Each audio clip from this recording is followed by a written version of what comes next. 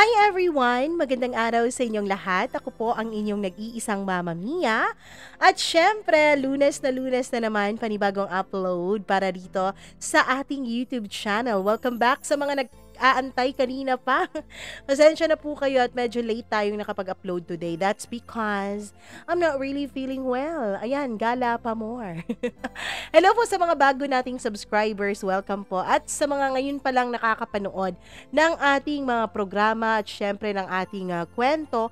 Hello po sa inyo na may magustuhan yung tumambay dito. At sa mga nagtataka kung bakit tayo nag-upload ng kakaibang video kahapon, parang mini vlog or something. Oo, sasalihan ko na po ng ganun para hindi naman masyadong boring. Baka nabubore na kayo sa mga storya at syempre nabubore na kayo sa pagbabasa ko ng kwento. Kaya meron ding mga ganun pang spice up ba ng unti-unti. Sana magustuhan nyo at sana panoorin nyo rin. Sana suportahan nyo rin yung vloggerist era ng inyong Mama Mia. Charot!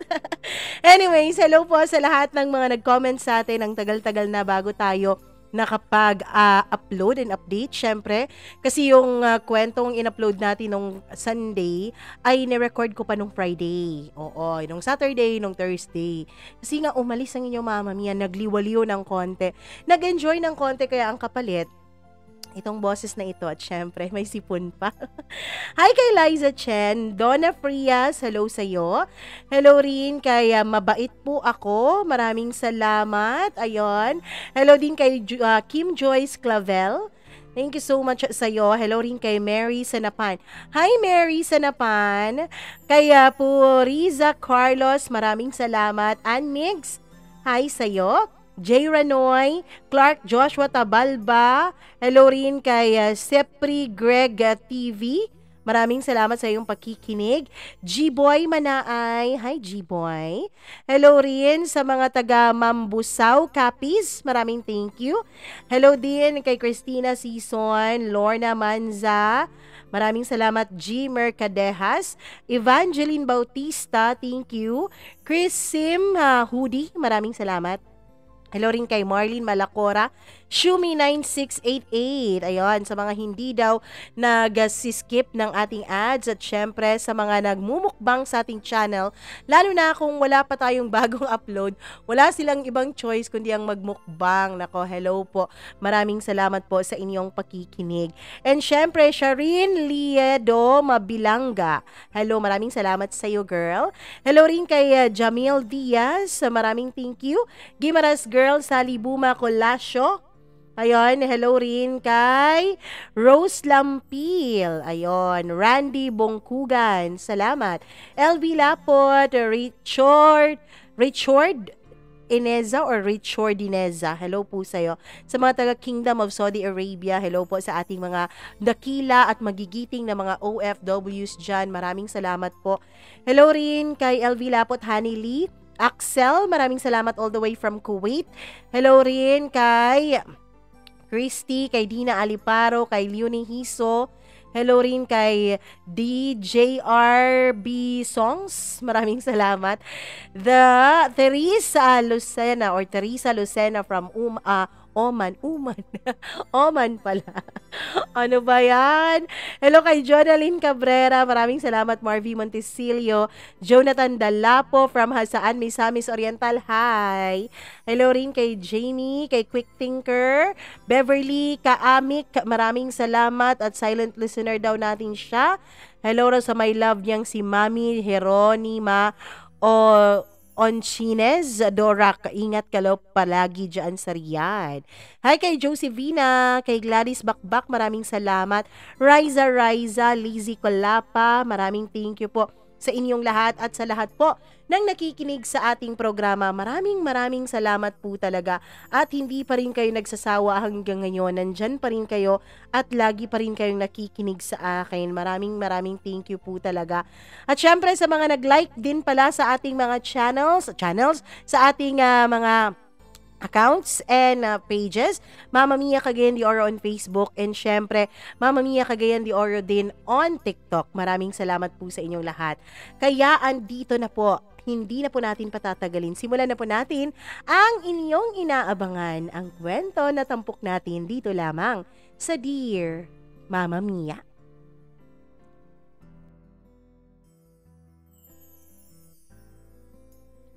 May mga pagkakamali tayo na talaga namang pagkakamali lang. Mga hindi sinasadyang bagay. Pero meron ding mga bagay sa buhay natin na naiiwasan o naiwasan naman sana kung di lang natin pinairal ang sariling pagnanasa. Sabi nga nila, hindi raw maitutuwid ng isa pang mali ang isang pagkakamali. Pero paano nga ba kung sa panahon na yun ay wala ka namang ibang choice, kundi protektahan ng sarili mo, ang iyong dignidad at ang dignidad ng taong mahal mo? Dear Mama Mia, magandang araw sa inyong lahat at sa lahat po ng nakikinig sa inyong programa. Kagaya ko po, araw-araw po talaga akong nag-aabang kung meron ng bagong upload sa iyong channel. Actually, Mama Mia, never pa po akong nag-comment kahit na saang kwentong in-upload nyo. Tahimik lamang po talaga akong nakikinig sa inyo. Kaya lang kalaunan, napagdesisyonan kong mag-share sa inyo ng aking problema. Gumawa pa talaga ako ng isang dummy email account para makapag-email sa inyo, Mama Mia. Naway makarating sa inyo itong sulat ko. At naway bago ako uhusgahan ng iba, ay bigyan naman na sana nila ako ng payo sa kung ano ba ang dapat kong gawin ngayon. Mama Mia, itago nyo na lamang ako sa pangalang Mildred. Isa po akong babae na masasabi kong maraming maling desisyon sa buhay. At isa na nga roon ang magmahal ng taong hindi ko dapat minamahal. Oo, dapat ko naman siyang minamahal kasi kadugo ko naman siya. Pero hindi dapat sa paraan kung paano ko siya minamahal ngayon. Mama Mia, ang tinutukoy ko po ay itago natin sa pangalang Joey. Si Joey po ay hindi ko dapat iniibig kasi pinsan kong buo si Joey. Magkapatid po ang aming mga ama. Bata pa lamang ay may kakaiba na akong nararamdaman para kay Joey o Kuya Joey kung tawagin ng karamihan sa aming magpipinsan. Kasi mas matanda siya sa amin. Siya ang pinakamatanda naming pinsan sa father's side. Mama Mia, matanda siya sa akin ng 4 na taon. Pero kahit na ganoon, nung una ko pa lang siyang nakilala, mula noong lumipat sila sa lugar namin, ay hindi ko na talaga maiwasan na makaramdam ng pagkagusto sa kanya. Bukod kasi sa matangkad at gwapo, ay napakabait pa ni Joey. Hindi ko na lang siya tatawaging kuya dahil naaasiwa ako, lalo na ngayon sa sitwasyon namin. Mama Mia, I was 12 years old nung lumipat sila sa amin. Samantalang 16 naman noon si Joey. Magpo-4th year high school na siya at ako naman ay magpo-first year na. Mama Mia, masasabi ko noon na talagang nagkaroon ako agad ng crush sa kanya. O diba? Malandi? O diba haliparot? Sariling pinsan ay pinagnanasaan. Pero kahit na ganun, sabi ko naman sa sarili ko, harmless naman ang pagkakagusto ko na yon. Siguro ay humahanga lang ako sa kanya. Siguro ay naiisip ko lang na sana ganyan ang magiging mukha ng lalaking mapapangasawa ko. Bata pa lamang kasi ako, Mama Mia, ay ultimate dream ko na talaga ang magkaroon ng sarili kong pamilya. Kapag talaga tinatanong ako kung ano ba ang ambition ko, ay gusto kong maging housewife. Yun talaga ang gustong-gusto ko. Ewan ko ba kung bakit. Sa tingin ng karamihan, lalo na ng mga kaklase at teacher ko, ay napakababaw ng pangarap ko. E anong magagawa ko? Isa yun ang gusto kong maging paglaki ko. At nung magkakilala nga kami ni Joey, Mama Mia, ay agad din naman kaming naging malapit sa isa't isa. Ako din kasi ang pinakamatandang babaeng pinsan. Kaya naman, halos pareho kami ng pag-iisip. Mature din kasi akong mag-isip sa edad ko. Nung 12 ako, Mama Mia, ay ayoko na ng maglaro. Ang gusto ko na ay magsulat sa aking diary. Ang gusto ko na ay mag-daydream. Ang gusto ko na ay mag-imagine ng magagandang maaaring mangyari sa aking kinabukasan. Kaya naman, kapag nag-uusap kaming dalawa ni Joey noon ay medyo nakaka-relate kami sa isa't isa. Mama Mia, hindi ko itinago ang pagkagusto ko sa kanya lalo na kapag kaming dalawa lamang. Lagi akong nagpapapansin sa kanya. Hinahampas-hampas ko kunwari ang balikat niya sa tuwing nagbibiro siya sa akin. Ewan ko kung napapansin niya yon. Pero ang sabi ko sa sarili ko ay gusto ko lang talagang maging close sa kanya. Nung mag-college na si Joey, Mama Mia, ay medyo nawalan kami ng komunikasyon sa isa't isa. Iisang barangay lang naman kami pero busy na siya masyado sa kanyang pag-aaral. Mama Mia, nalaman kong hindi na lang pala basta-basta pagkaka-crush ang nararamdaman ko sa kanya nung isang birthday celebration ng isa naming uncle ay may isinamang babae si Joey. Ang pakilala niya sa amin sa babaeng yun ay kanyang kaibigan. Pinakilala naman niya ako sa babaeng yun bilang kanyang pinsan. Pero Mama Mia, ang laki talaga ng paninibugho ko sa kanya noon. Nagsiselos ako sa kanilang dalawa dahil alagang-alaga niya yung babaeng yun.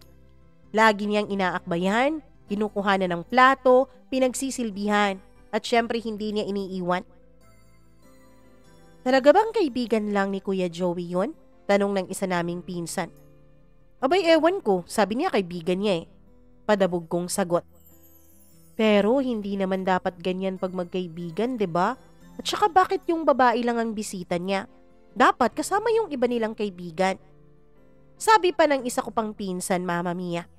Chinichismis nila si Joey, habang ako naman ay nagngingit-ngit ang loob sa sobrang galit at inggit. Bakit ganon? Bakit ang sweet-sweet nilang dalawa? Siguro nga hindi lang sila basta magkaibigan. Siguro nga may kakaiba pang nangyayari sa kanila. At hindi nga ako nagkamali, Mama Mia. Matapos ang selebrasyon na yon at gabing-gabi na ay hindi muna ako umuwi sa amin. Napagkasunduan kasi ng magpipinsan na dun kami matutulog sa bahay ng tito ko. At nung lumabas ako para humingi ng tubig sana ay nagulat ako dahil may dalawang tao sa likod ng ref, Mama Mia. Huwag kang maingay, baka may makarinig sa atin. Narinig ko pang sabi ng isang boses ng babae. Hayaan mo, natutulog na lahat. Lahat ng mga pinsan ko tulog na eh. Pero Mama Mia, nagulat ako dahil boses yun ni Joey. Ano kayang ginagawa nila sa likuran ng ref? Dahan-dahan akong lumapit. Mama Mia, pinatay ko pa talaga ang flashlight na bitbit ko para hindi sila makahalata na may tao. Ako naman ay nangangapa, dahan-dahan para wag matisod o wag madisgrasya. At nung makalapit na nga ako, ay may naaninag akong tao. Si Joey yun. Kitang-kita ko siya. Dahil sa liwanag ng buwan, Mama Mia, na talagang nakatapat naman sa kanila. Ako ay nasa madilim akong bahagi ng kusina kaya hindi nila ako masyadong makikita. At nakita ko talaga ang ginagawa nila. Naghahalikan silang dalawa. Samantalang yung damit na pang-itaas nung babae ay nakaangat na. Tsaka pati yung bra. Ibig sabihin kitang-kita ko na ang dalawa niyang bundok na pinagpapala naman ng mga kamay at labi ni Joey. Hindi ko alam pero nakaramdam talaga ako noon ng sobrang galit. Pero kasabay ng galit na yun ay nakaramdam din ako ng init. Kaya lang Mama Mia, nung parang humahalinging ng babae ay masyado pa akong nagalit noon. Kaya ang ginawa ko ay nagtapon ako ng kung anong napulot kong gamit mula sa lamesa at tinapon ko dun sa labas. Nung marinig nila ang kalampag na yun ay bigla silang nataranta pagkatapos ay sinuot ng babae ng maayos yung bra niya at saka yung kanyang damit. Dali-dali silang umalis doon. Ako naman ay hindi pa rin lumalabas dahil natatakot akong mahuli ni Joey na ako yung nandun. Ilang saglit pa, Mama Mia, ay nawala na sila sa paningin ko kaya lumabas na ako.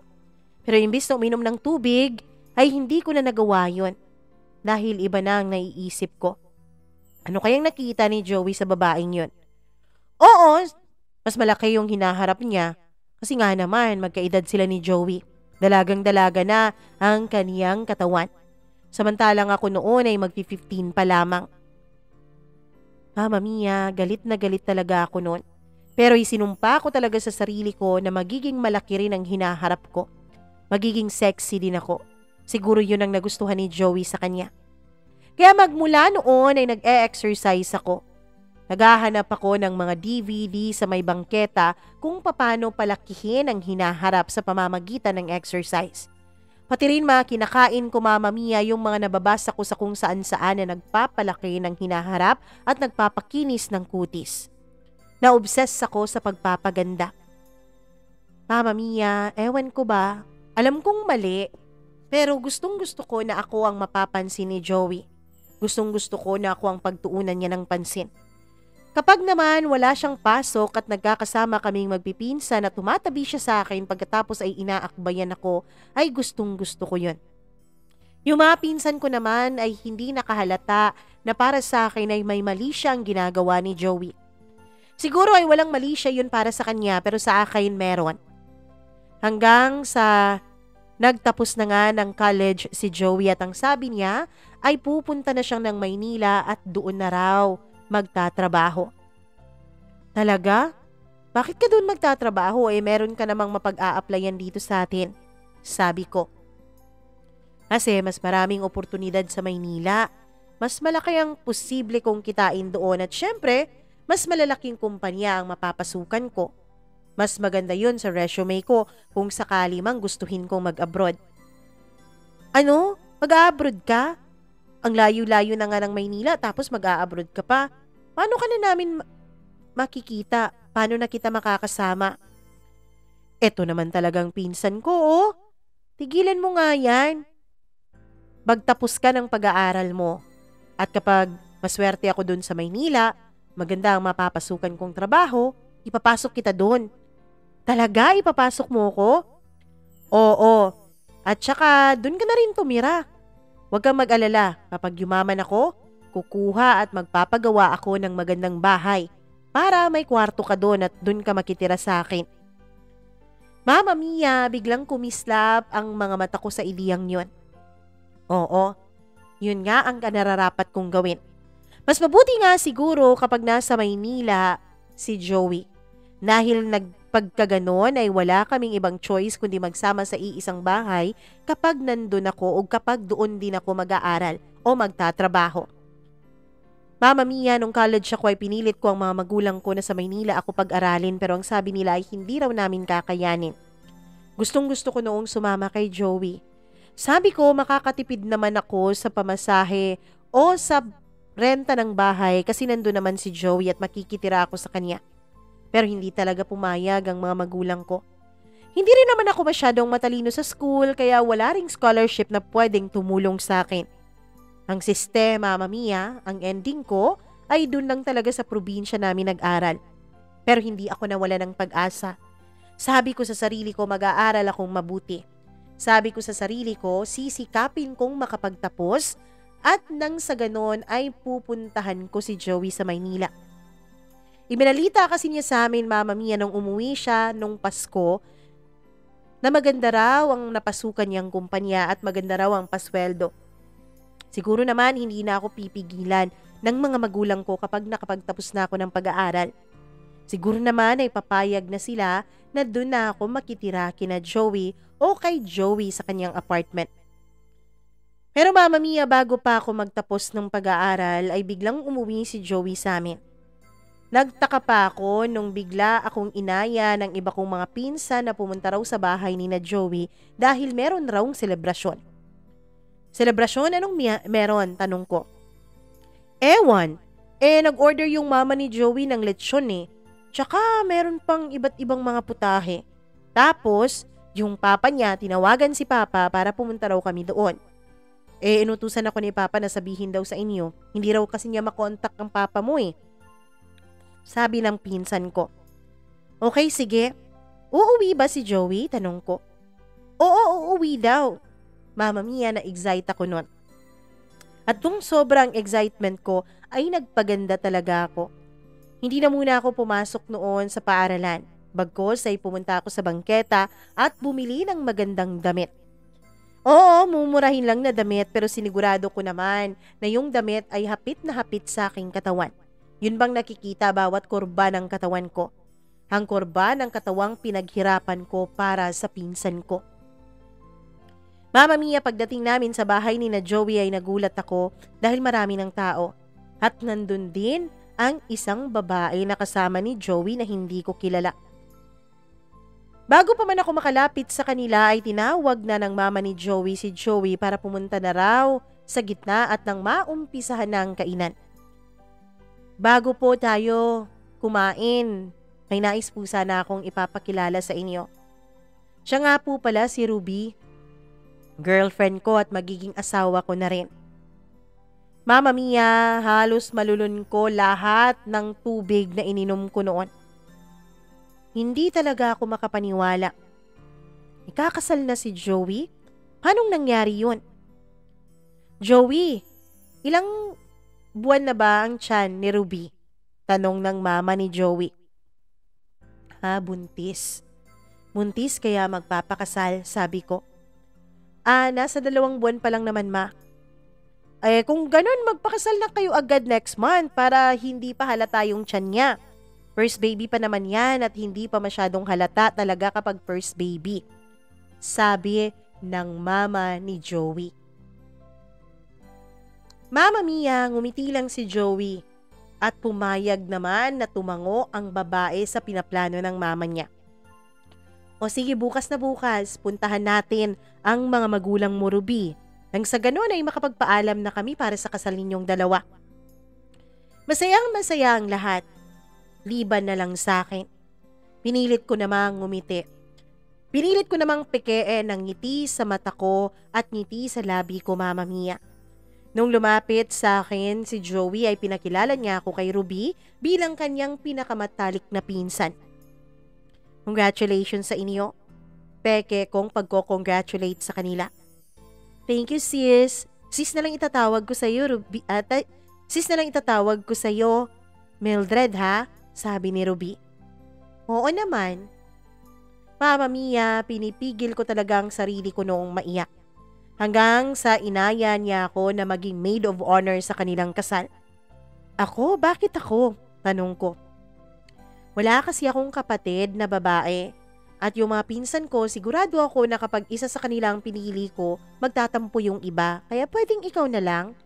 Total, masyado naman kayong close ni Joey. Sabi niya. Pumayag ka na nga dyan, ang arti-arti pa. Mas maganda yung gown mo kaysa sa iba. Biro ni Joey. Mama Mia, pumayag na lang ako kahit ang totoo ay ayoko naman talagang umattend sa kasal nila. At yung araw ng kasal nila, yun po ang araw na pakiramdam ko ay nailibing ang puso ko. Pakiramdam ko ay wala na talagang patutunguhan ang buhay ko noon. Pero Mama Mia, pagkatapos ng kasal ay nagpasalamat sa akin si Ruby at Joey. Malapit ka nang magtapos sa pag-aaral mo, di ba? Sabi ni Joey. Oo pero ewan ko kung gagraduate ako. Biro ko pang sagot. Gagraduate yan, no ka ba? Ikaw pa. Siya nga pala, yung pangako ko sa'yo. Kung pupunta ka ng Maynila, pwede ka sa amin muna magstay. Sabi ni Joey. Talaga? Hindi ko mapigilan ang matuwa nung panahon na yon. Oo naman. Parang kapatid ka na ni Joey at syempre, mula ngayon magiging best friend na kita. Sabi naman ni Ruby. Mama Mia, kahit na ayokong tignan noon si Ruby at ayokong umiti sa kanya ay pinilit ko pa rin ang sarili ko. At least makakasama ko pa rin si Joey. At least makakasama ko pa rin ang lalaking mahal ko. Pagkatapos nga ng kasal, Mama Mia, ay muli silang bumalik ng Maynila. Ako naman ay nagpatuloy sa aking pag-aaral. Ilang buwan lang ang lumipas ay nagtapos na agad ako sa pag-aaral ko. Ma, pupunta na ako ng Maynila, ha? Bukas na yung flight ko. Maayos lang ba kayo dito? Tanong ko sa mama ko. Oo naman. At isa pa, tinupad mo naman ang pangako mo na magtatapos ka ng pag-aaral. Kaya ngayon, tutuparin ko naman ang pangako ko. Nahahayaan kita kung saan mo gustong magtrabaho. Siya nga pala, tinawagan ko na si Joey. Nagpasalamat na ako sa kanya at kay Ruby dahil sa pagkupkup nila sa'yo. Oo nga ma ang bait nila, sabi ko. Magpakabait ka dun ha. Tumulong ka sa mga gawaing bahay lalo na kung wala ka pang mahahanap na trabaho. Ang balita ko ay napaka-stiff ng competition sa Maynila at mahirap maghanap ng trabaho lalo na ngayon na marami ng graduate. Oo nga po pero talagang gusto ko dun ma. Kasi Pakiramdam ko mas lalawak ang mundo ko doon. Kaya kahit mahirap, kahit matagalan, maghahanap ako ng trabaho, sabi ko sa kanya. Mama Mia, laking tuwa ko nung walang naging problema sa pag-alis ko. Pagdating ko ng Maynila ay sinalubong naman agad ako ni Ruby at ni Joey. This time ay malaki na ang tiyan ni Ruby. Magsi 7 months na kasi ito. Mama Mia, nung makarating ako ay agad nila akong niyakap tsaka inilagay na ang mga bagahe ko sa kanilang sasakyan. Agad din naman kaming kumain sa labas bago dumiretso sa bahay nila. Itinuro din sa akin ni Joey ang magiging kwarto ko. Adjacent lang yon ng kwarto nilang mag-asawa. Siya nga pala, walang bakante dun sa pinagtatrabahuan ko sabi ni Joey. Sa akin din, walang bakante, sabi naman ni Ruby. Ayos lang yun, ano ba kayo? Makakahanap din ako. Ako nang maghahanap. Sobra-sobra na nga ang tulong nyo sa pagpapatiran nyo dito sa akin Tapos, sabi nyo pa pwede kong kainin ang lahat ng gusto ko dito ng libre. Tawa ko. Oo naman. Huwag kayong mag-alala, hindi ako magiging pabigat. Tutulong ako sa mga gawaing bahay. At saka, malapit ka ng mga anak, 'di ba? Tutulungan din kita sa pag-aalaga mo sa baby mo. Expert kaya ako. Ang dami kong kapatid at saka mga pinsan na inalagaan noon. Totoo, talagang tagapag-alaga yan ang mga pinsan ko, sabi naman ni Joey. Nagtawanan kami pagkatapos ay kumain. Mama Mia, nung matapos ng kaming kumain ay nagpresenta ako maghugas na ng pinggan pero hindi pumayag si Joey dahil hindi pa raw ako nakakatulog sa bahay nila. Malas daw kapag naghugas ako.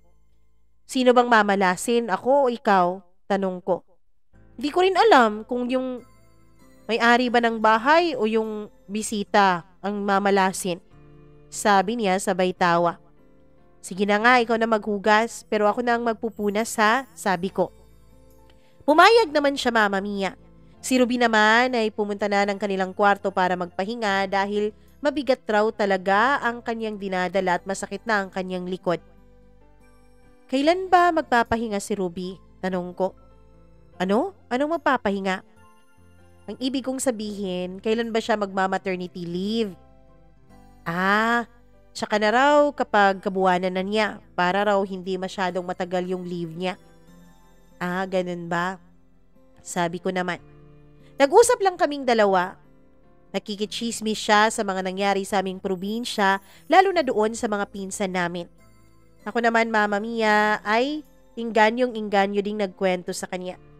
Alam mo ba, Mama Mia, na sa tuwing inaabot niya sa akin ang plato para punasan ay sinasadya ko talagang hawakan ng kamay niya. Pero hindi ko naman pinapahalata na may nararamdaman akong kakaiba. Ang totoo niyan ay gustong-gusto ko siyang yakapin kanina pa nung makita ko siya habang sinusundo nila ako. Pero hindi ko lang talaga yun magawa dahil nasa harapan namin si Ruby. Ewan ko ba kung bakit ako naaasiwa? Pwede ko naman talagang gawin yon sa palusot na magpinsan at close kaming dalawa. Kaya lang, ayoko na nakikita yun ni Ruby. Mama Mia, ilang araw lang akong nagstay sa kanila at naghanap na ako agad ng mapapasukan pero wala talaga. Tama ang nanay ko, mahirap talagang maghanap ng mapapasukan sa Maynila. Hanggang sa dumating na ang kabuwanan ni Ruby. Ang sabi sa akin ni Joey ay ayos lang daw kahit wala pa akong nakukuhang trabaho. Mas maigi nga raw yun para may makakasama si Ruby sa bahay. At nung nanganak na nga siya, Mama Mia, pagkatapos ng 1 linggo ay agad nagbalik ng trabaho si Joey. Ako lang po at si Ruby ang naiiwan. Ako po ang nagkukwento sa kanya at syempre tinutulungan ko rin siyang alagaan ng anak nila. Hanggang sa tinatanong ko na siya ng mga bagay-bagay tungkol kay Joey. Kasi feeling ko nung mga panahon na yon, mas kilala na niya ang pinsan ko kaysa sa akin. Mama Mia, sinabi niya sa akin ang mga bagong paboritong putahe ni Joey. Sinabi niya rin sa akin kung ano ang mga magpapasaya at magpapatawa dito. Isang plano ang nabuo sa isip ko. Ngayon na hindi pa masyadong makakilos si Ruby, ako muna ang mag-aalaga sa kanya, sa anak nila at lalong-lalo na kay Joey. Mama Mia, pinagluto ko si Joey ng kanyang paborito. Pagkarating niya dahil gabing-gabi na, dahil overtime siya noon kasi nga katatapos lang ng leave niya, ay kaming dalawa na lang ang gising. Natutulog na si Ruby sa kwarto nila kasama ang anak nila. "Oh, halika na, kain na," sabi ko. Lumapit naman siya at saka nagulat sa niluto ko. "Paano mo nalaman na paborito ko to?" sabi niya. Tinanong ko, "Asawa mo? Kasi pakiramdam ko hindi na kita kilala eh." "Huwag kang magagalit ha. Huwag kang maaasiwa, pero mula kasi nung nag-asawa ka, pakiramdam ko parang nawalan na ako ng papel sa buhay mo," sabi ko naman. "Hindi naman, bakit ka naman magsasabi ng ganyan? Kasi pakiramdam ko hindi mo na ako kailangan." Mama Mia, dahil doon ay niyakap ako ni Joey. Sabi niya ay wag daw akong mag-alala dahil ako pa rin daw ang best pinsan para sa kanya. Pero hindi ako nakontento sa yakap. Pagkatapos niya akong yakapin at humiwalay na siya sa akin ay agad ko siyang kinabig at hinalikan. Ewan ko kung anong pumasok sa isip ko noon, pero hinalikan ko siya. Binuhos ko sa halik na yun lahat ng pagmamahal na meron ako para sa kanya. Alam kong mali, alam kong hindi tama, pero iba na talaga ang pakiramdam ko noon, Mama Mia. Bigla namang inilayo ni Joey sa akin ang kanyang katawan at itinulak ako palayo. "Ano bang nangyayari sa'yo, Mildred? Ayos ka lang ba?" Pagkasabi niya noon ay parang napahiya ako, kaya tumakbo ako agad at pumasok sa kwarto ko at nilak ko ang pinto. Pagkatapos noon ay umiyak ako, Mama Mia. Nakatulugan ko ang pag-iyak. Kinabukasan nung magising ako ay wala na si Joey. Si Ruby naman ay bising-busy na sa pag-aalaga ng anak nila. Kakain na sana ako dahil ang sabi ni Ruby ay tinirhan nila ako ng makakain nung mapansin ko ang isang sulat sa ilalim ng pinggan. "Kalimutan mo na ang nangyari. Ayos lang yun. Alam ko na may pinagdadaanan ka lang, kaya mo nagawa yun, Joey." Mama Mia, agad kong kinuha yung sulat at itinago yun sa bulsa ng palda ko. Kumain ako. Pero wala sa pagkain noon ang isip ko na kay Joey. Sabi ko, titigilan ko na lang siya. Buti nga't hindi siya nagalit sa akin eh. Buti nga't walang masamang sinabi si Joey sa akin at hindi niya ako pinalayas. Pagkatapos noon ay pinilit ko na ang sarili kong iwasan siya. Naganap ako ng mapapasukan pero sadyang mahirap. Hanggang sa bumalik na ng pagtatrabaho si Ruby. Pero Mama Mia, mula nung bumalik si Ruby sa kanyang pagtatrabaho, ay lagi ko nang napapansin na lagi silang nag-aaway dalawa. Ewan ko kung anong nangyayari. Ayoko namang magtanong dahil ayokong isipin ni Ruby na nakikichismis ako sa buhay nila. Ayoko ring magtanong kay Joey dahil ayokong isipin niya na gusto kong masira silang dalawa ni Ruby. Patuloy lang ang buhay. Hanggang sa isang araw ay nakahanap na rin ako ng mapapasukang trabaho. Masayang masaya ako noon at sinabi ko kay Ruby na kapag nakapagsweldo na ako at makapag-ipon ay hahanap rin ako ng apartment ko na malapit sa pinagtatrabahuan ko. Sabi naman niya ay ayos lang. Masaya naman daw siya na kasama niya ako sa bahay. Ang hindi ko alam, Mama Mia, ay kung kailan ako nagkaroon ng trabaho ay dun pa magkakaroon ng pagkakasatuparan ang mga pangarap ko mula noon pa. Isang gabi ay nag-text sa akin si Ruby.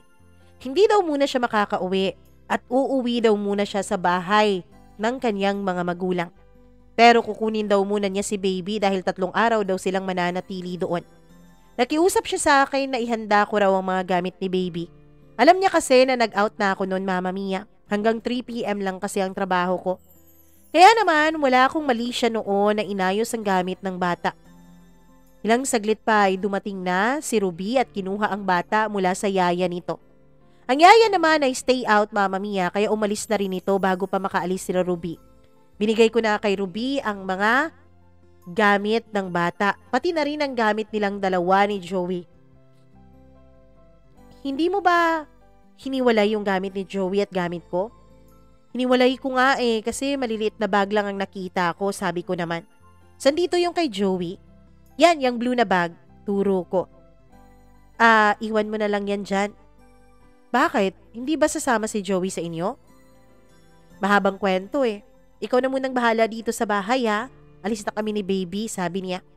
At saka binitbit niya ang bata, pati na rin ang mga gamit nilang dalawa. Mama Mia, nagluto na lang ako ng makakain pero ang isip ko noon ay ano kayang nangyayari? Bakit hindi sumama si Joey sa mag-ina niya? Mag-aalas 11 na noon ng gabi nung may kumatok sa pintuan. Tumayo ako dahil alam kong ako lang mag-isa sa bahay na yon at walang ibang magbubukas ng pinto. Pagkabukas ko ng pinto ay bumungad sa akin ang lasing na si Joey. Anong nangyari sa'yo? Bakit ka nagpapakalasing? Tanong ko. Mildred, andito ka. Ang pinsan kong maganda. Ang pinsan kong ubod ng sexy at bait, sabi niya. Alam mo, lasing ka na. Di ako lasing, nakainom lang, sabi niya ulit. Lasing ka na dahil ngayon mo lang ako tinawag na maganda at sexy. Sabi ko na may pagbibiro pa. Inalalayan ko siya, Mama Mia, para makaupo sa may sofa. At pagkatapos ay bumalik ako para isara ng maayos ang pintuan. Nung masigurado ko nang nakalak ang pintuan ay pumunta ako ng kusina at kumuha ng malamig na tubig nang sa ganun ay mahimasmasan naman kahit konti si Joey. Mildred! Ano ba, Joey? Tanong ko. Hindi ko pa ba talaga nasasabi sa'yo na sexy at maganda ka? Tanong naman niya. Hindi pa nga, ngayon pa lang. Kaya kung ganyan ka lagi kapag lasing, magpakalasing ka na lang lagi. Biro ko pa. Siguro nga magpakalasing ako lagi para meron akong lakas ng loob na gawin to. Pagkatapos niyang sabihin yun, Mama Mia, ay bigla niya akong hinila. Sa sobrang gulat ko ay natumba ako at napakandong ako sa kanya. Noong nakakandong na ako sa kanya ay bigla nang hinawakan ang mukha ko. Ako naman ay kakaibang kabang nararamdaman ko noon, Mama Mia. Kakaibang kalabog sa dibdib ko na hindi ko mawari kung saan nagsisimula. Hanggang sa unti-unti ay nilapit niya ang mukha niya sa akin. Amoy na amoy ko na ang chikong kanyang nainom. Pero Mama Mia, imbis na ilayo ko ang sarili ko sa kanya, imbis na pigilan ko siya sa kanyang ginagawa, ay hinalikan ko siya, Mama Mia. Ako ang naunang humalik sa kanya. Hindi rin naman nagpatalo si Joey. Hinalikan niya rin ako, malalim na halik. Ang tagal ng naging halikan naming dalawa. Halikan na hindi ko alam kung magtatapos pa ba. Mama Mia, grabe ang pagdanasang nararamdaman ko noon. Si Joey naman ay unti-unting binuksan ang pagkakabutonis ng suot ko noon na pantulog. Hanggang sa bumagsak na ang pantulog na pangitaas ko sa sahig. At nakalantad na sa kanya ang mga kayamanan ko, Mama Mia. At nung nakita niya yon, ay sinabihan niyang ang ganda-ganda ko raw, ang kinis-kinis. Hinawakan niya ang mga yon at sinabi niyang ang lambot-lambot. Pagkatapos ay salita niyang hinalikan ang dalawa kong kayamanan na nasa kanyang harapan at nakabuyang-yang. Mama Mia, hindi na ako nakapagpigil noon. Ibinigay ko na ang hinahanap ni Joey. Kung ganong halik ang binigay niya sa akin ay ganun din at mas doble pa ang ginaganti ko kahit hindi naman ako masyadong marunong. First experience ko po si Joey. Wala pa po akong experience sa kahit na ano tungkol sa bagay na yon dahil never pa po akong nagka-boyfriend. Mula kasi noon, Mama Mia, ay si Joey lang talaga ang laman ng pantasya ko. At eto na nga, nangyayari na nga ang lahat. Habang nakakandong ako sa kanya, Mama Mia, ay unti-unti niyang tinanggal ang suot niyang damit. Hanggang sa iisang saplot na lang ang natira sa kanya. Ramdam na ramdam ko na ang kanyang kayamanan din na nasa pagitan din ng isa ko pang kayamanan. Hanggang sa tuluyan na nga niya akong inangkin. At nung tuluyan na ngang may nangyari sa aming dalawa, Mama Mia, ay napaiyak pa talaga ako sa sobrang sakit. Sorry Mildred. Paghingi pa niya sa akin ng tawad dahil pakiramdam ko ay nahimasmasan siya sa ginawa naming dalawa nung napaiyak ako at napaaray ako sa sobrang sakit. Ayos lang, ituloy mo lang, sabi ko. Mama Mia, alam kong nasa katinuan na si Joey habang pinagpapatuloy namin ang aming ginagawa. Patuloy ang kanyang mga haplos. Nung naramdaman nga niya na nasaktan ako ay dinahandahan niya ako. Mas lalo ko siyang minahal dahil doon. Mas lalo kong inisip na hindi nga ako nagkamali ng lalaking magustuhan kahit pa pinsan kong buo ang lalaking ito. Pagkatapos nga ng may nangyari sa amin ay nakatulog si Joey. Ako naman ay pinulot ang mga damit ko pagkatapos ay bumalik na sa kwarto ko para doon matulog. Pagkagising ko kinabukasan, paglabas ko ay wala na si Joey sa sala. Siguro ay lumipat na ito sa kwarto nila. Nagluto na lang ako ng umagahan, pagkatapos ay naligo para pupunta na sana ng trabaho. Pero habang naliligo ako, Mama Mia, ay may biglang kumatok sa banyo. Iisa lang kasi ang banyo ng kwarto nila. "Mildred, andyan ka ba?" sabi ni Joey. "Oo, nandito ako," sabi ko naman. "Buksan mo naman tong pinto." "Ano?" "Sige na, buksan mo. Pwede bang makisabay sa pagligo?" Mama Mia, nagulat man, pero mas nangibabaw sa akin ang excitement at kilig nung kanyang sinabi ang mga bagay na yon. Agad ko siyang pinagbuksan ng pinto at nakita kong nakahubad na pala siya. Pumasok siya sa banyo at saka kinuha ang tabo, pagkatapos ay nagbasa na siya ng kanyang katawan. At nung basa na nga siya, Mama Mia, ay nilapitan niya ako at bigla niya akong niyakap. "Mildred, pinagsisisihan mo ba yung nangyari sa atin kagabi?" tanong niya. "Kung nagsisisi ba ako, papapasukin ba kita dito sa banyo habang naliligo ako?" Sagot ko naman. Buti naman kung ganon. Pagkasabi niya noon ay agad niya akong siniil ng halik. Hinawakan niya ang dalawang kamay ko at isinandal niya ako sa banyo, Mama Mia. Pagkatapos noon ay pinaghahalikan na niya ang pisngi ko, ang leeg ko, ang tenga ko. Ako naman ay walang ibang ginawa kundi mahinang umungol. "Sulitin natin ang panahon. Sulitin natin habang wala dito si Ruby," sabi niya. Ako naman, Mama Mia, ay tumango lang ng tumango.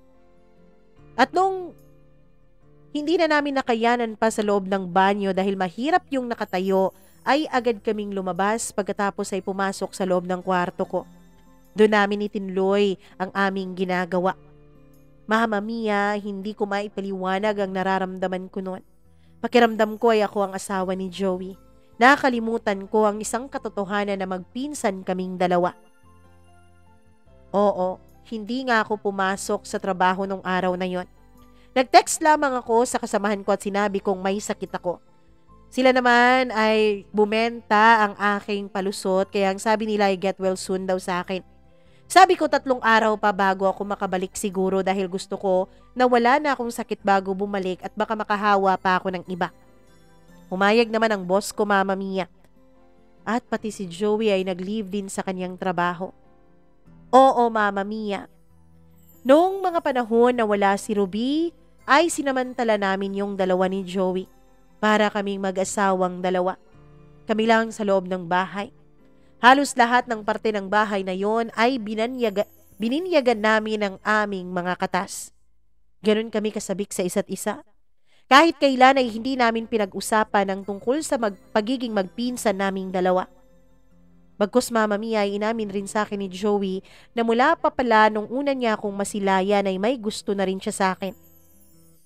Pero hindi niya lang daw magawang dumiskarte dahil baka magagalit ako. Ako naman ay inamin sa kanya na matagal ko na siyang pantasya.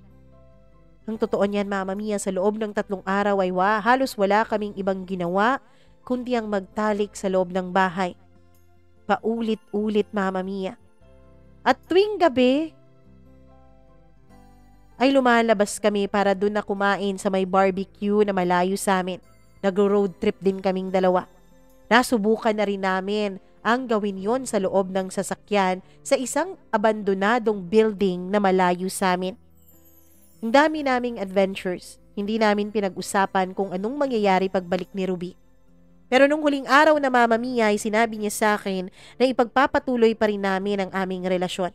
Pero syempre patago dahil may asawa siya at dahil isa pa sa iskandalo, Mama Mia, ay magpinsan kaming dalawa.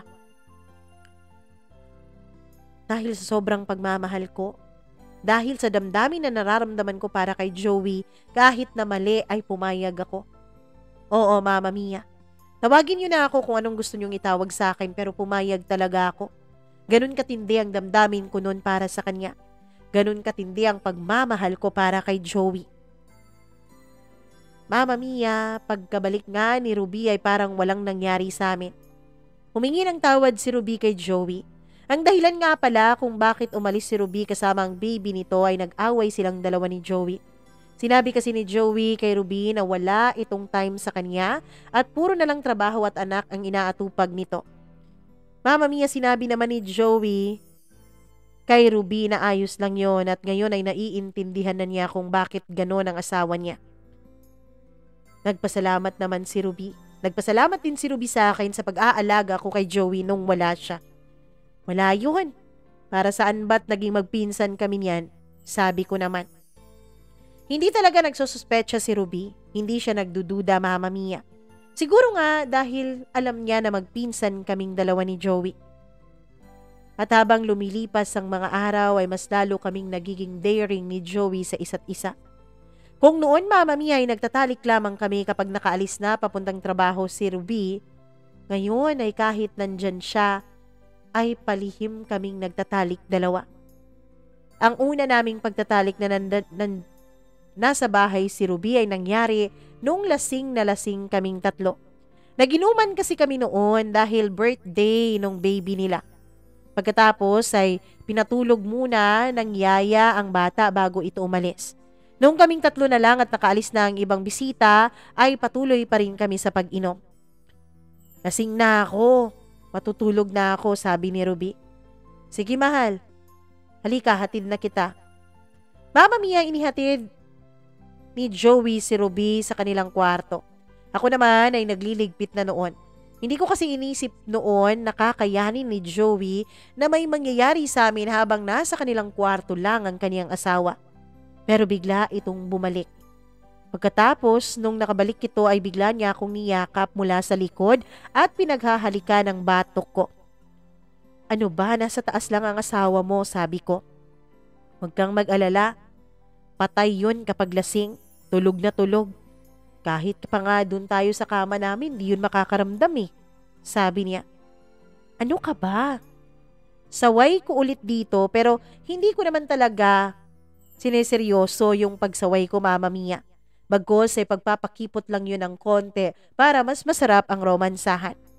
At yun nga ang nangyari, wala na nga akong nagawa noong inumpisahan na niya akong halikan at hawakan sa iba't ibang parte ng aking katawan. Mama Mia, agad kaming pumasok sa kwarto ko at doon may nangyayari sa aming dalawa. Habang ako ay pigil na pigil sa aking ungol sa takot na baka marinig kami ni Ruby, si Joey naman, Mama Mia, ay parang mas lalo pang nilalakasan ang bawat ungol niya. Ano ka ba? Baka marinig ka ng asawa mo, saway ko. Huwag kang mag-alala. Hindi nga yun nakakarinig kapag lasing na lasing eh. Hindi nga yun magigising kahit yugyugin mo pa, sabi niya. Ako naman ay naniwala na rin sa kanya at pinakawalan ko na rin ang mga pinipigil kong ungol. Pagkatapos ng may nangyari sa amin ay lumabas na rin siya ng kwarto at bumalik sa kwarto nilang mag-asawa. Mama Mia, ang naging routine naming dalawa ni Joey ay kapag Friday, sabi ko ay hindi ako makakauwi dahil dun ako sa kaibigan ko makikitulog. Si Joey naman ay ang sabi sa kaniyang asawa ay malilate ng uwi dahil oras yon ng kanilang pagliliwaliw ng kanilang mga kasamahan sa trabaho. Hindi kasi strict ang asawa si Ruby. Pinapayagan pa rin niya si Joey na maglasing kahit paminsan-minsan kasama ang mga katrabaho nito. Pero hindi naman totoo ang mga katrabaho niya ang kainuman niya kundi ako sa loob ng isang motel. Isang Friday ng hapon, Mama Mia, ay bumili kaming dalawa ni Joey ng mga maiinom namin sa loob ng hotel. Sweet na sweet pa kaming dalawa noon. Pagkatapos ay bigla pa niya akong kinabig at hinalikan sa aking labi. Ang hindi ko alam, Mama Mia, ang ginawa pala naming yun sa isang pampublikong lugar ay meron palang ibang makakakita. Pagkatapos nun, Mama Mia, ay bumalik na kami ng hotel at doon nga ay nag-umpisa na kaming mag-inuman at syempre nag-umpisa na rin kami sa aming session dalawa. Kahit alam ko na wala namang pag-asa na magkatuluyan kami at lumantad sa lahat ng tao, Mama Mia, ay nakontento pa rin ako kahit sa panakaw naming mga sandali. Naging masaya pa rin ako kasama si Joey. Naging masaya pa rin ako na kaniig siya ng palihim. Hanggang sa matapos na nga kami at makauwi na ng bahay. Naunang umuwi si Joey. Alas 4 ng umaga siya umalis ng hotel. Ako naman ay alas 9 na ng umaga nung dumating para wag magduda si Ruby. Mama Mia, Lunes ng umaga nung pagod na pagod ako. Kaya sabi ko, hindi muna ako magtatrabaho. A-absent muna ako. Si Joey naman ay nag-late in at may nangyari sa amin noon. Ako din kasi ang nag-alaga sa baby nila noon dahil yung yaya Mama Mia ay hindi nakarating. Kasi nga may emergency daw sa bahay nila.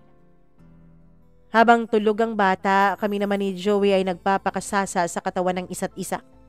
Noong mag-aalas 11 na ay umalis na si Joey at ang sabi niya hindi siya pwedeng umabsent dahil may usapan silang dalawa ni Ruby na pupunta ang babae doon sa kanilang trabaho. Pagkatapos ay sabay silang magdi-dinner kasi anniversary nila noon. Ako naman ay kahit nagsiselos ay pinayagan pa rin siya. Nung makaalis na siya ay ilalak ko na sana ang gate. Pero biglang may humarang dito. Mama Mia, hindi ko alam. Pero si Oliver po. Si Oliver, na kapitbahay namin, ay biglang humarang pagkatapos ay ngumisi sa akin na parang isang demonyo. Umalis na ba yung kabit mo? Tanong niya. Ano? Pinagsasasabi mo dyan? Sabi ko. Huwag ka nang magmaang-maangan dyan. Umalis na ba yung kabit mo?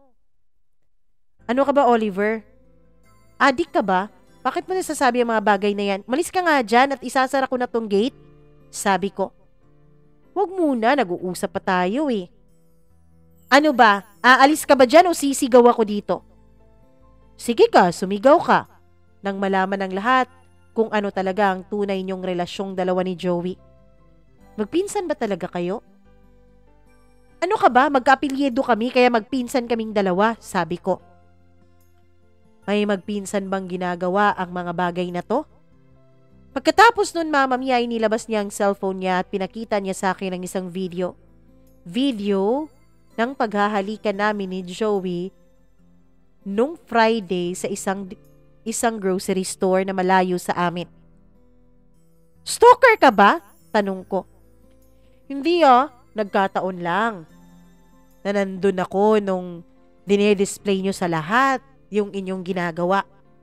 So magpinsan ba talaga kayo? Oo nga, sabi. Paninindigan mo ba talaga yan?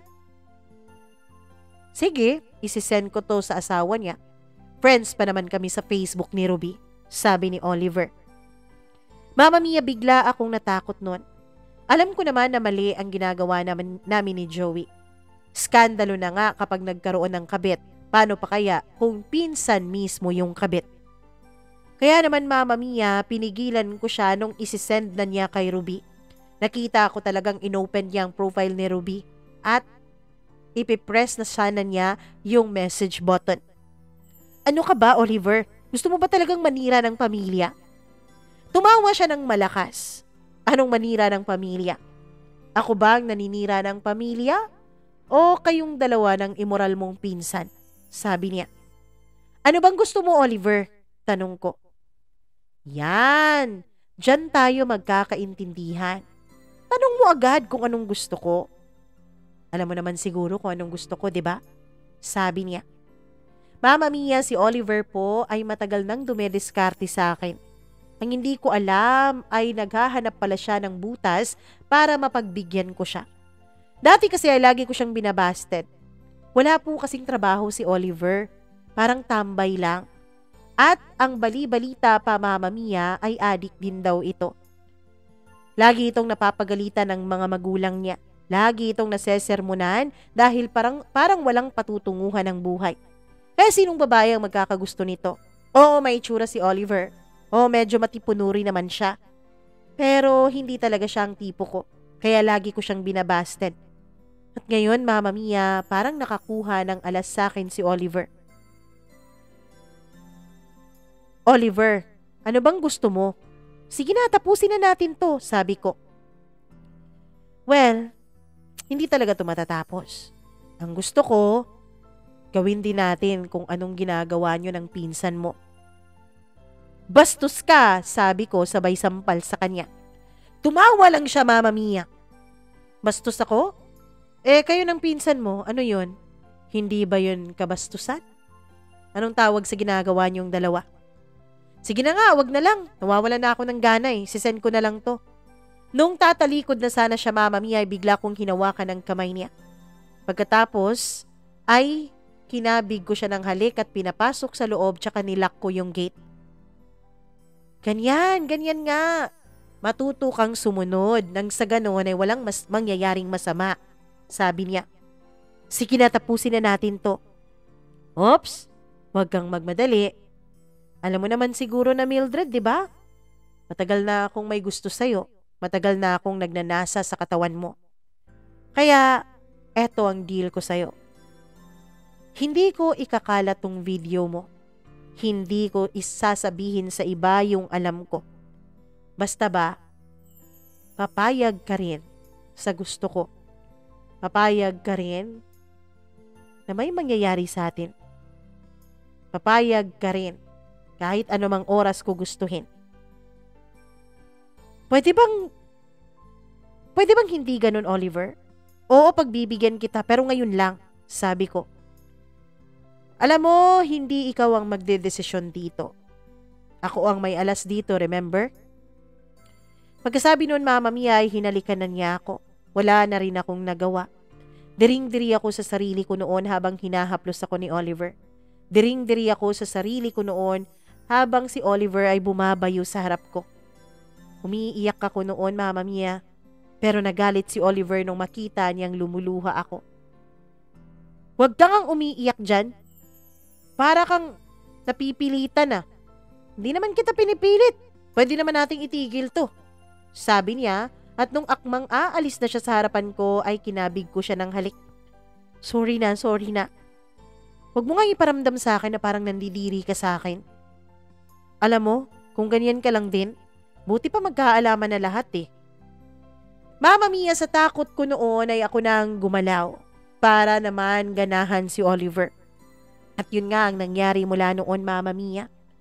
Kapag gusto ni Oliver, ay magte-text lamang siya at magkikita kaming dalawa. May mga pagkakataon na nag-early out pa ako sa trabaho para magkita kami at may mangyari sa amin. Mama Mia, wala rin akong sinabi noon kay Joey. Takot ako na baka kung ano ang gawin niya. Natatakot din ako, Mama Mia, na baka itigil niya kung anong meron sa amin.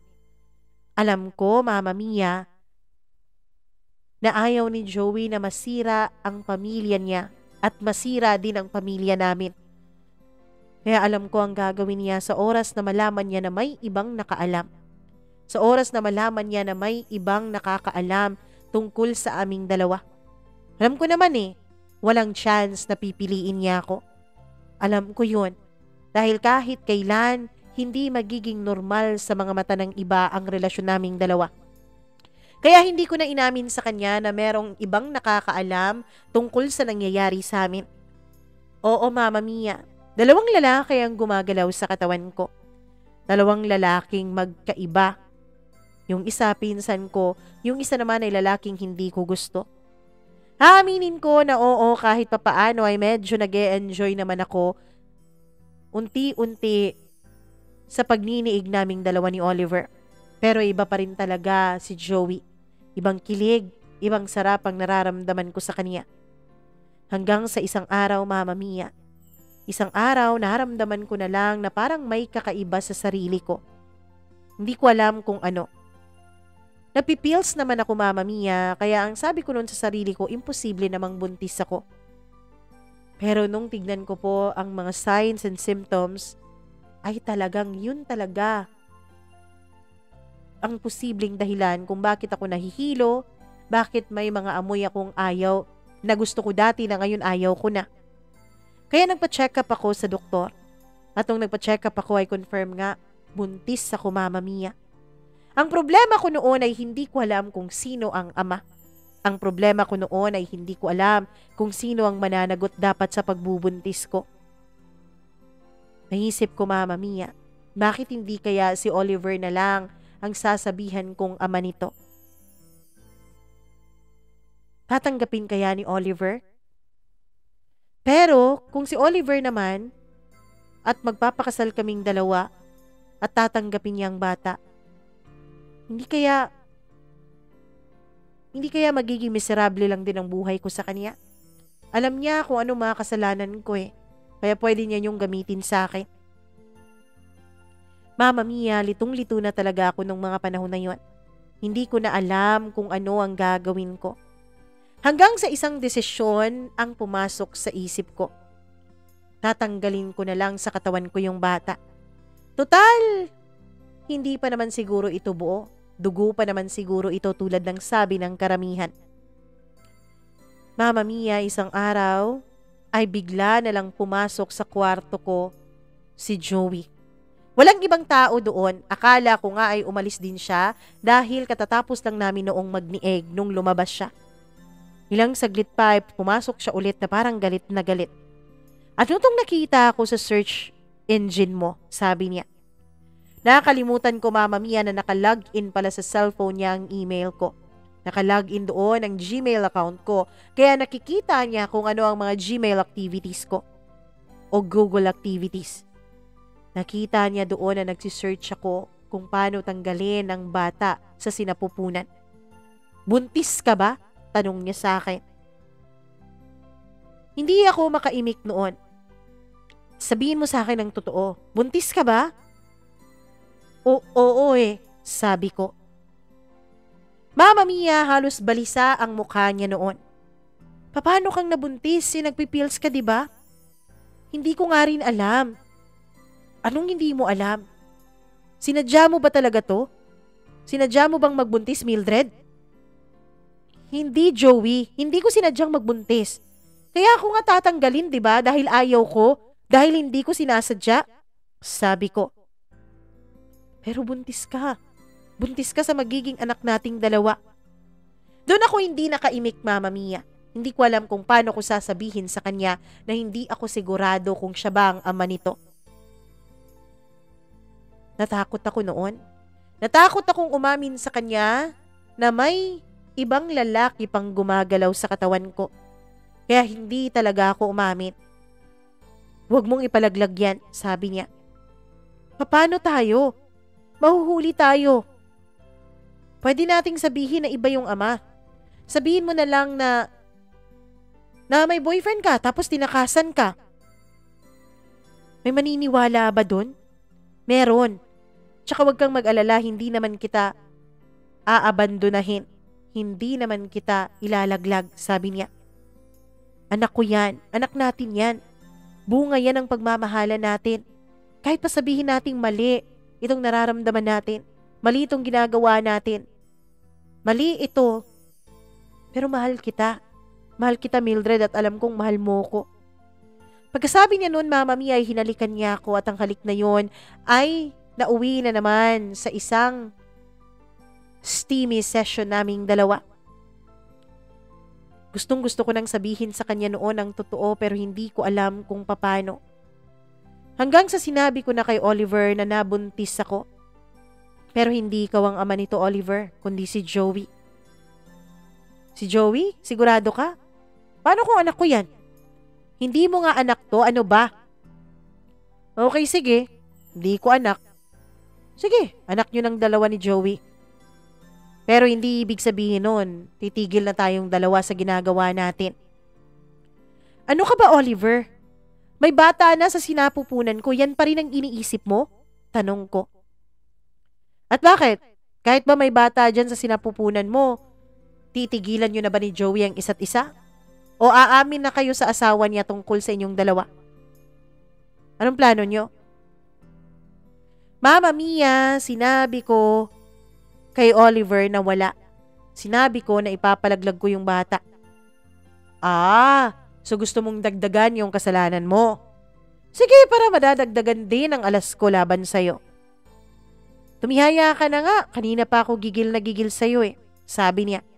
Nung hindi ako umimik ay tinulak niya ako. Pagkatapos ay pinabukakan niya ako, Mama Mia, at walang kamahal-mahal o walang ka-gentle-gentle na ginalaw niya ang katawan ko. Ako naman ay nagpaubaya na parang isang tuod. Hindi gumagalaw at hinahayaan lang siya hanggang sa matapos na siya. At nung tapos na siya, Mama Mia, ay umalis na siya at lumabas na ng hotel room. Ako naman ay naiwan, diring-diri sa sarili ko at umiiyak. Umiiyak na nagdadasal na sana nga hindi si Oliver ang ama ng dinadala ko. Pagkatapos noon, ay nag-isip ako kung papaano ako makakaalis o kung papaano kami makakaalis sa lugar na yon. Hanggang sa nung Friday, Mama Mia, ay nagkita kami ni Joey sa isang hotel. Tumatawag nun si Oliver nung makita ni Joey na nagre-ring ang phone ko. "Sino yang kanina pa tumatawag sa'yo?" sabi niya. Mama Mia, hubot-hubad na kami noon dahil katatapos lang naming dalawang mag-sex. Doon ay nakaisip ako ng paraan kung paano kaming makakaalis sa lugar na yon. "Si Oliver, yung ating kapitbahay," sabi ko. "Bakit? Ano bang meron sa inyong dalawa?" Nagpalusot ako, Mama Mia. Ang sabi ko ay alam na ni Oliver ang tungkol sa amin at ngayon ay binablockmail niya ako. Pero hindi ko pa sinabi kay Joey na may nangyayari na sa amin ni Oliver. Hindi ko sinabi sa kanya na matagal nang alam ni Oliver ang tungkol sa aming dalawa at matagal na akong nagpa-blackmail dito. Ang sinabi ko lang kay Joey, Mama Mia, ngayon ay gusto ni Oliver na may mangyari sa amin. Ngayon ay gusto niya na ipaubaya ko sa kanya ang katawan ko. Galit na galit naman si Joey at ang sabi niya ay bubugbugin niya raw si Oliver. Pero sabi ko wag dahil lalo kaming mae-eskandalo. So anong gagawin natin? Lumipat tayo ng bahay. Lumipat tayo dun sa wala si Oliver. Sige, kakausapin ko si Ruby. Total naman nagre-renta lang kami sa bahay na yan. Kakausapin ko siyang kumuha na kami ng property.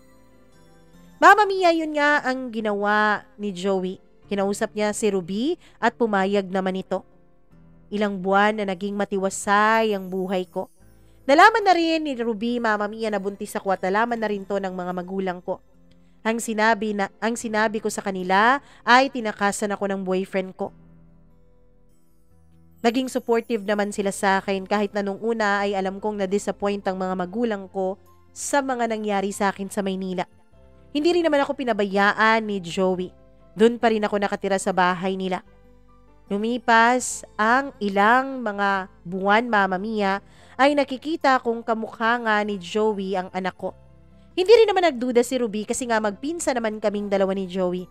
At meron naman talagang dugo ko at dugo ni Joey na nananalaytay sa bata kasi nga related naman kami.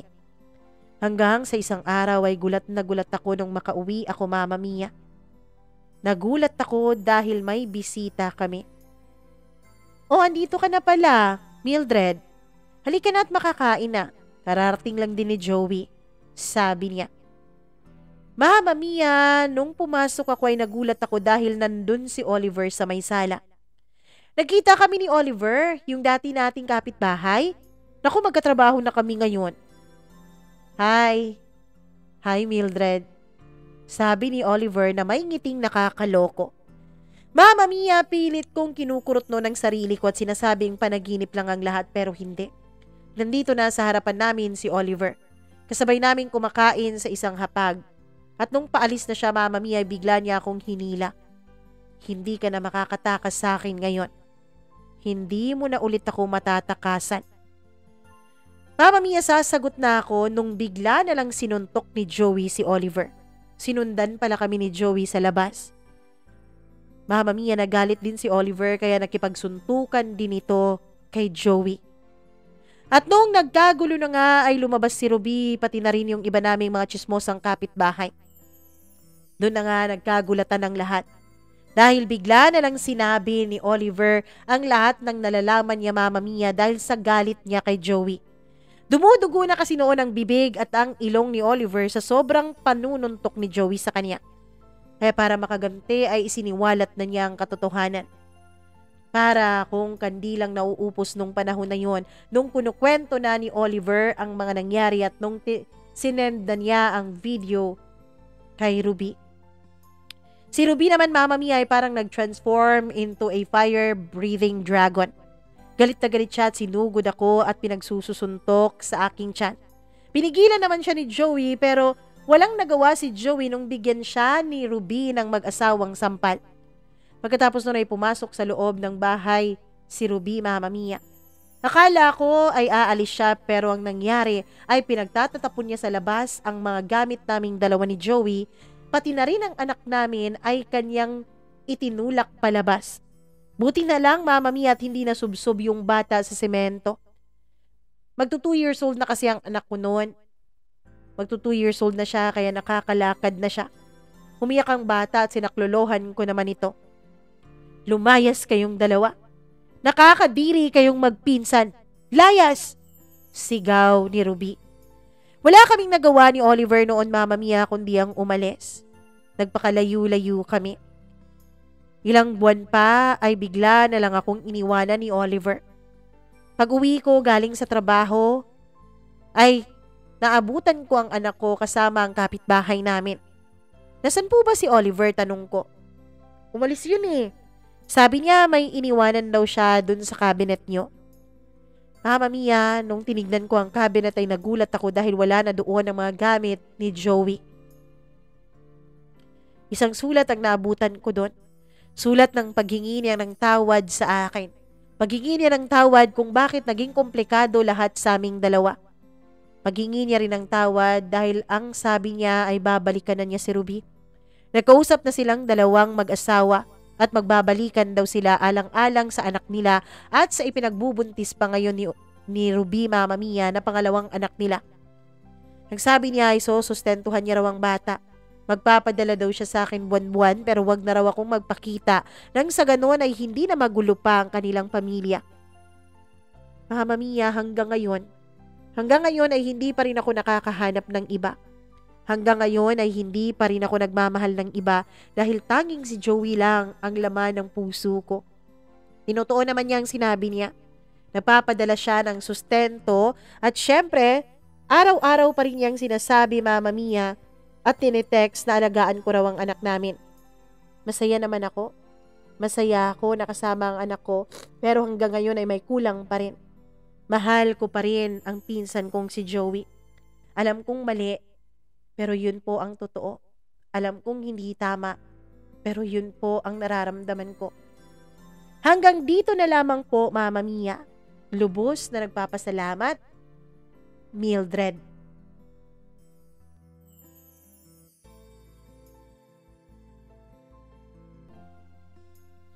Hay, nako Mildred. Grabe naman yung pinagdaanan mo at grabe naman yung mga naging desisyon mo sa buhay. Well, ang pinagpapasalamat ko na lang ay natapos na rin sa wakas ang kabaliwan ninyong dalawa ni Joey sa isa't isa. Hindi yun maganda ha? Kasi nga magpinsan kayo at may asawa na rin yung tao. Ang gusto ko lang talagang sabihin sa'yo, sana makahanap ka ng totoong kaligayahan mo. Sana makahanap ka ng isang tao na tatanggap sa'yo, isang tao na magmamahal sa'yo ng lubos, at isang tao na hindi ka sasaktan. Isang tao na magiging kaligayahan mo.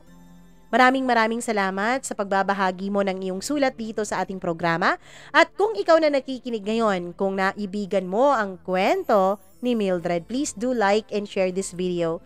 Please din po mag-subscribe kayo sa ating channel. Pasensyahan nyo na po dahil medyo hindi po maganda ang ating lagay ngayon. Pero maaayos din ako in a few days. Pero sana patuloy tayong makapag-upload at pagpasensyahan nyo na kung paminsan-minsan ay late. At kapag nakapag-subscribe naman na kayo, please do click the notification bell para lagi kayong updated sa bawat video na ating i-upload. Maraming salamat po sa inyong walang sawang pagsuporta. Ako po ang inyong nag-iisang Mama Mia. Magandang araw sa inyong lahat.